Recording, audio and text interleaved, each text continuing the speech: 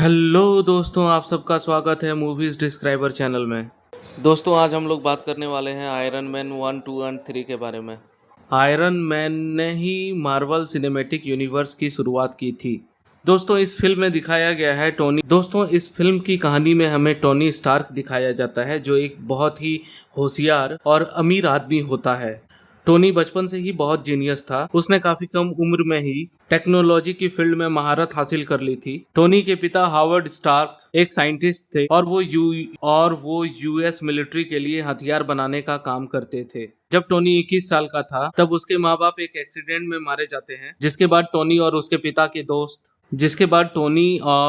पिता के दोस्त ओबाडाया स्टेन ने मिलकर इस कंपनी को संभाला। टोनी अपनी कंपनी स्टार्क इंडस्ट्रीज का मालिक था और ओबाडाया स्टेन कंपनी का मैनेजर। टोनी ने अपने देश के लिए बेहतर से बेहतर हथियार बनाए और अपनी कंपनी को बुलंदी पर पहुंचा दिया, मगर टोनी काफी गैर जिम्मेदार इंसान था, जिसकी वजह से ओबाडाया स्टेन से बहुत ज्यादा चिढ़ता था। एक बार टोनी अफगानिस्तान जाता है, जहां पर वो मिलिट्री को अपनी नई जेरिको मिसाइल का डेमो देता है। वहां से लौटते वक्त उन पर आतंकवादी हमला हो जाता है। टोनी के सामने उसी की कंपनी का एक बॉम्ब आकर गिरता है, जिसके फटने से उस बॉम्ब के टुकड़े टोनी के सीने में घुस जाते हैं। बाद में जब टोनी को होश आता है, तो वो खुद को एक अजीब सी गुफा में पाता है और उसके छाती पे एक मशीन लगी हुई होती है। उस गुफा में टोनी के साथ येंसेन नाम का एक आदमी था, जो कि टोनी को बताता है कि उसने उसके सीने से बॉम्ब की टुकड़े निकालने की कोशिश की, मगर वो सारे टुकड़े नहीं निकाल पाया, क्योंकि वो उसके दिल के काफी नजदीक थे। इसीलिए येंसेन ने उसकी चेस्ट में एक इलेक्ट्रोमैग्नेट लगा दिया, ताकि वो बॉम्ब के टुकड़े उसके दिल की तरफ ना बढ़ पाए। वो इलेक्ट्रोमैग्नेट एक कार की बैटरी से चल रहा था। येंसेन टोनी को बताता है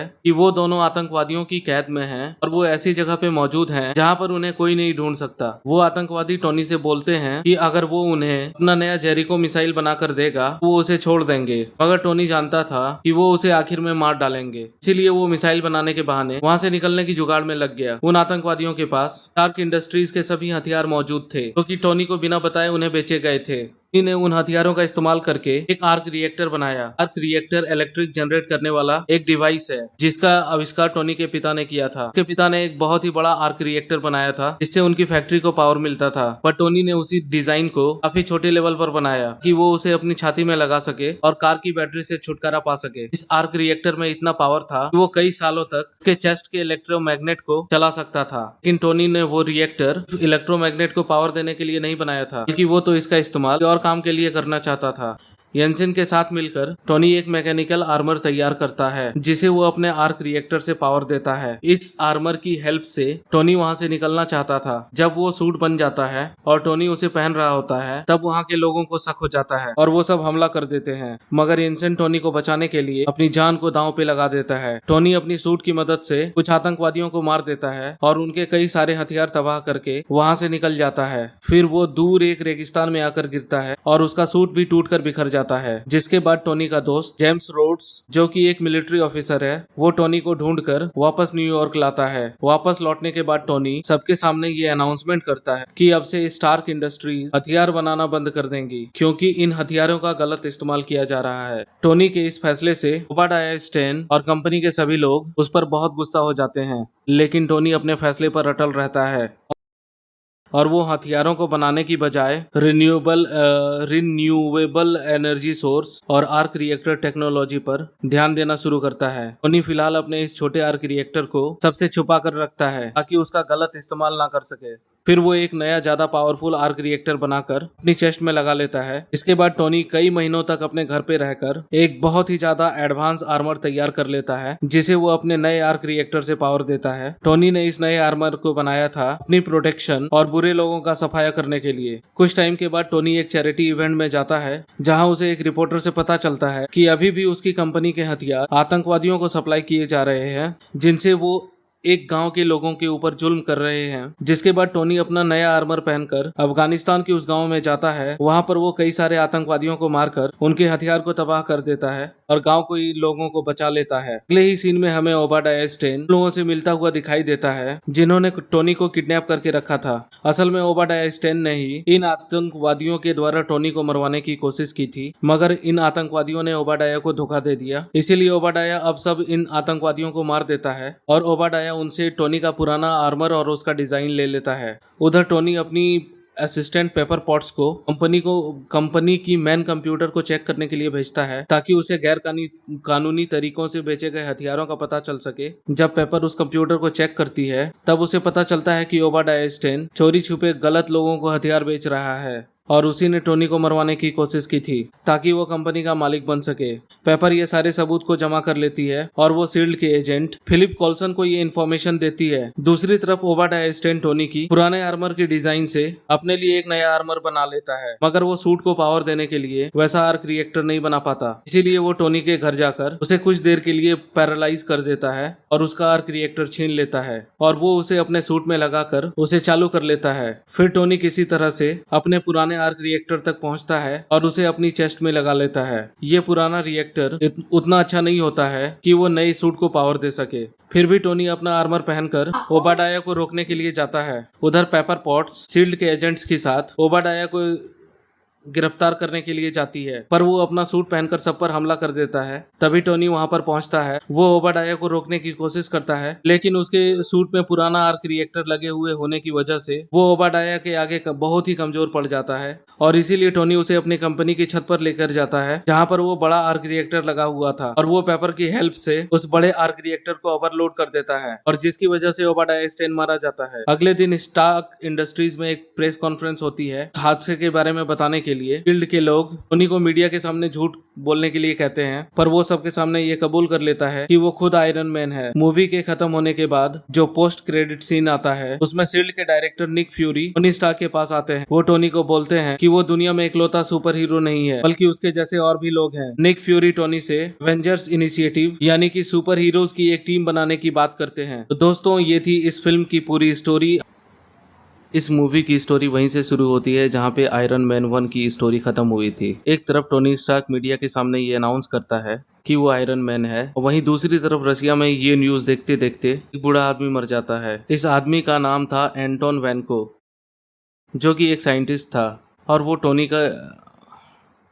टोनी के पिता हावर्ड स्टार्क का पार्टनर था। एंटोन वैनको और हावर्ड स्टार्क ने मिलकर ही आर्क रिएक्टर को डिजाइन किया था। वैनको इस टेक्नोलॉजी को गलत लोगों को बेचकर पैसा कमाना चाहता था, लेकिन स्टार्क ने उसे ऐसा नहीं करने दिया और उसने वैनको को जासूसी के इल्जाम में फंसाकर देश से बाहर निकलवा दिया और हावर्ड स्टार्क ने आर्क रिएक्टर को बनाने का पूरा क्रेडिट ले लिया। जिसके बाद एंटोन वैनको की पूरी जिंदगी बहुत ही तकलीफ में गुजरी और उसने शराब पी कर खुद को बीमार कर लिया। एंटोन का एक बेटा था इवेन, वो भी अपने पिता की तरह एक साइंटिस्ट था, वो एक क्रिमिनल भी था। ये दोनों बाप बेटे अपनी बर्बादी के लिए स्टार्क परिवार को जिम्मेदार मानते थे। अपने पिता के मरने के बाद आइवेन ने ये कसम खा ली कि अब वो टोनी स्टार्क से बदला लेगा। फिर उसने अपने पिता के दिए हुए डिजाइन से आर्क रिएक्टर बना लिया और उसने उस रिएक्टर से चलने वाला एक पावरफुल सूट भी बनाया। वहीं दूसरी तरफ टोनी स्टार्क एक सुपर हीरो के रूप में काफी मशहूर हो गया था।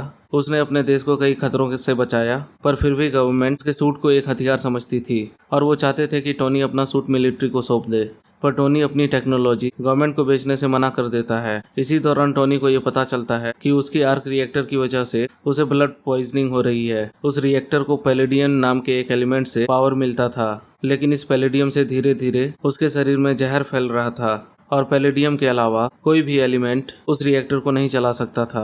मतलब कि जो आर्क रिएक्टर बम की टुकड़ों को उसके दिल में घुसने से रोक रहा था, वही रिएक्टर अब उसे जहर से मार रहा था और टोनी की आयरन मैन सूट को यूज करने से ये पॉइजनिंग और भी बढ़ जाती थी। वो अपनी इस हालत के बारे में किसी को भी नहीं बताता है और अपनी मौत को करीब आता देखकर टोनी बहुत ही अजीब हरकतें करना शुरू कर देता है।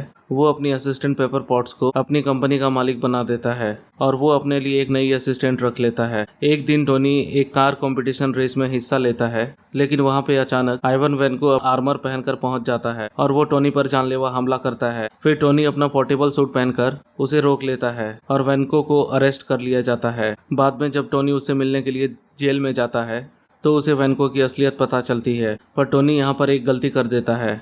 वो वैनको को उसकी रिएक्टर की कमियां और उसे सुधारने का तरीका बता देता है। दूसरी तरफ जस्टिन हैमर, जो कि स्टार इंडस्ट्रीज का एक कॉम्पिटिटर था, वो वैनको की इस हरकत से बहुत ही ज्यादा खुश हो जाता है और वो उसे जेल से छुड़वा लेता है। वो वैनको को मरा हुआ साबित करके अपनी कंपनी में रख लेता है ताकि वो उसकी मदद से आयरन मैन की जैसी सूट बनाकर गवर्नमेंट को बेच सके।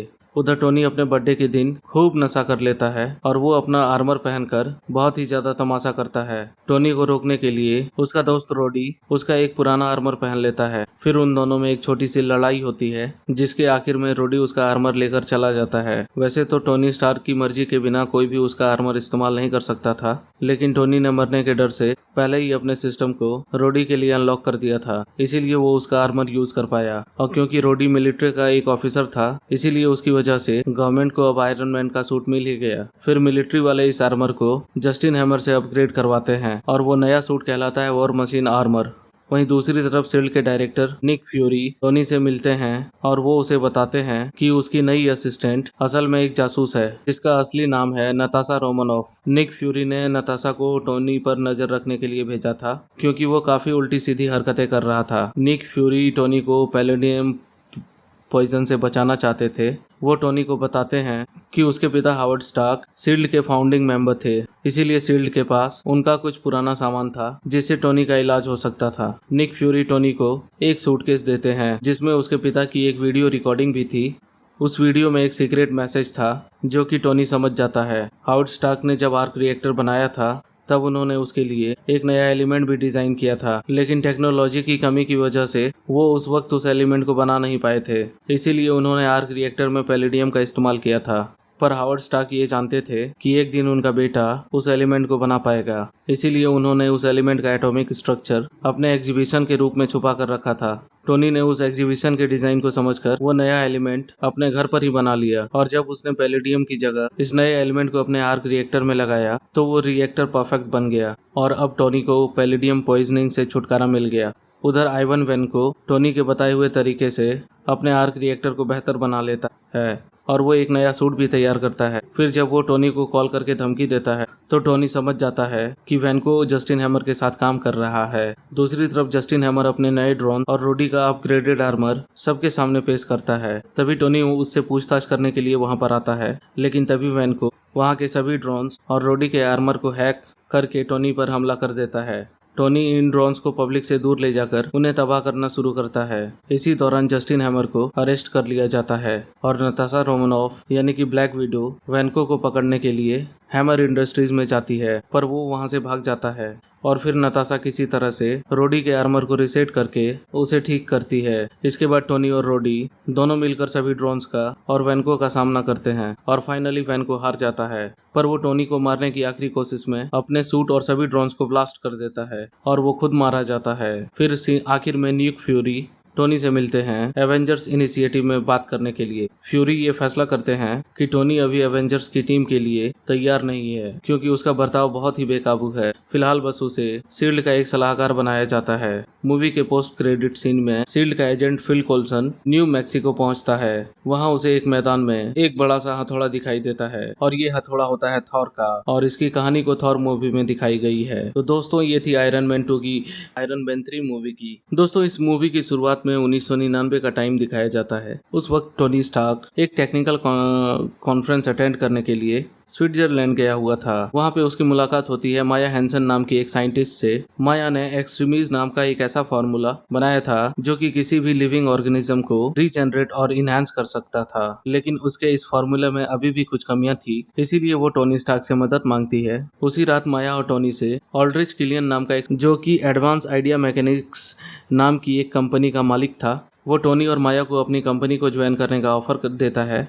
टोनी किलियन को बोलता है कि वो उसकी कंपनी में इंटरेस्टेड है और वो उससे मिलने का झूठा वादा करके वहां से चला जाता है। टोनी की इस हरकत से किलियन उसका दुश्मन बन जाता है। वहीं दूसरी तरफ टोनी माया का भी साथ छोड़कर भाग जाता है, इसीलिए वो भी उससे बहुत नाराज होती है और फिर माया किलियन की कंपनी को ज्वाइन कर लेती है और वो उसके साथ मिलकर अपने रिसर्च को आगे बढ़ाती है। एक्सट्रीमिस्ट की वजह से किलियन का हैंडीकैप सुधर जाता है और वो बहुत पावरफुल बन जाता है और फिर वो दूसरे भी अपाहिज लोगों का इलाज करना शुरू कर देता है, लेकिन जिनकी बॉडी एक्सट्रीमिस्ट को एक्सेप्ट नहीं करती वो लोग उससे बॉम्ब की तरह फट जाते हैं। माया और किलियन एक्सट्रीमिस्ट को सुधारने की कोशिश में लगे हुए रहते हैं। वहीं दूसरी तरफ टोनी स्टार्क न्यूयॉर्क में लॉकी के हमले के बाद से बहुत ही ज्यादा बेचैन था और उसने अपनी सेफ्टी के लिए कई सारे एडवांस आर्मर बना लिए थे, लेकिन फिर भी उसे बार बार घबराहट के दौरे पड़ रहे थे। और इसी दौरान अमेरिका में मैंड्रिन नाम का एक आतंकवादी तबाही मचाना शुरू करता है और वो कई जगहों पर बॉम्ब ब्लास्ट करवाता है और ऐसी ही एक ब्लास्ट में स्टार्क इंडस्ट्रीज का एम्प्लॉय हैप्पी बुरी तरह से जख्मी हो जाता है और वो कोमा में चला जाता है। और इस घटना से टोनी स्टार्क बहुत ही ज्यादा गुस्सा हो जाता है और वो सरेआम मैंड्रीन को धमकी दे देता है और जिसकी वजह से टोनी के घर पे मैंड्रीन का हमला हो जाता है। टोनी किसी तरह से वहाँ से बच के निकलता है और वो रोज हिल नाम के एक शहर में पहुंच जाता है।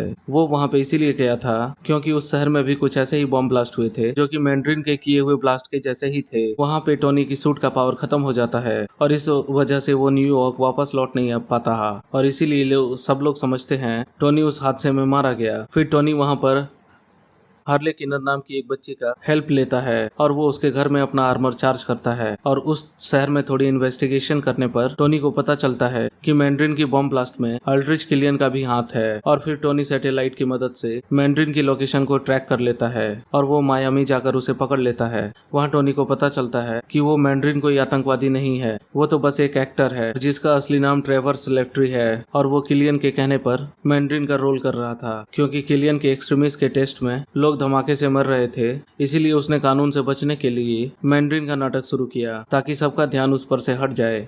टोनी की इस पूछताछ के दौरान किलियन का एक आदमी उसे पकड़ लेता है और इसके साथ ही किलियन पेपर पॉट्स को भी किडनैप कर लेता है और वो उसकी बॉडी में एक्सट्रीमिस्ट को इंजेक्ट कर देता है ताकि पेपर को बचाने के लिए टॉमी एक्सट्रीमिस्ट की कमियों को ठीक कर दे। लेकिन तभी माया को एहसास होता है कि किलियन गलत कर रहा है और इसीलिए वो इसका विरोध करती है और जिसकी वजह से किलियन उसे मार डालता है। दूसरी तरफ रोडी यानी कि वो वॉर मशीन यूएस की प्रेसिडेंट की सेफ्टी में लगा हुआ था, उसे मैंड्रीन की गलत लोकेशन देकर पकड़ लिया जाता है और फिर किलियन उसका आर्मर छीन लेता है ताकि वो उस प्रेसिडेंट तक पहुंच के उन्हें किडनैप कर सके। और इस काम में वाइस प्रेसिडेंट किलियन की मदद कर रहा था और इसके बदले में किलियन उसकी बेटी को एक्सट्रीमिस्ट से ठीक करने वाला था। और इसके अलावा किलियन प्रेसिडेंट को मार के वाइस प्रेसिडेंट को प्रेसिडेंट बनाने वाला था जिससे नया प्रेसिडेंट किलियन की काबू में आ जाता और वो इनडायरेक्टली अमेरिका पर राज कर पाता। फिर किलियन ने अपने एक आदमी को रोडी का आर्मर पहनाकर प्रेसिडेंट के पास भेजता है और वो उन्हें किडनैप कर लेता है। उधर टोनी और रोडी किलियन की पकड़ से छूट जाते हैं और वो दोनों उस जगह पर पहुंचते हैं जहां पर प्रेसिडेंट को कैद करके रखा गया था। उसी जगह पर पेपर भी कैद थी। वहां पर किलियन और उसके कई सारे सोल्जर्स प्रेसिडेंट को मारने वाले थे।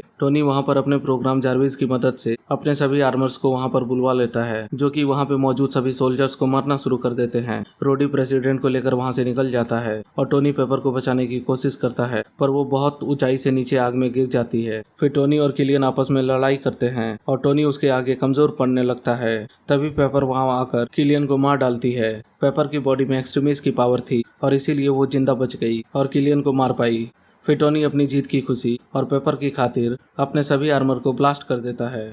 इसके बाद वाइस प्रेसिडेंट और मैंड्रीन की एक्टिंग करने वाले उस एक्टर को अरेस्ट कर लिया जाता है और टोनी कुछ एक्सपेरिमेंट्स करने के बाद पेपर की बॉडी से एक्सट्रीमिस्ट निकालने में कामयाब हो जाता है और फिर वो अपनी एक्सट्रीमिस्ट को अपनी बॉडी में डालता है ताकि वो ऑपरेशन के जरिए अपने सीने से बॉम्ब के टुकड़े को निकाल पाए।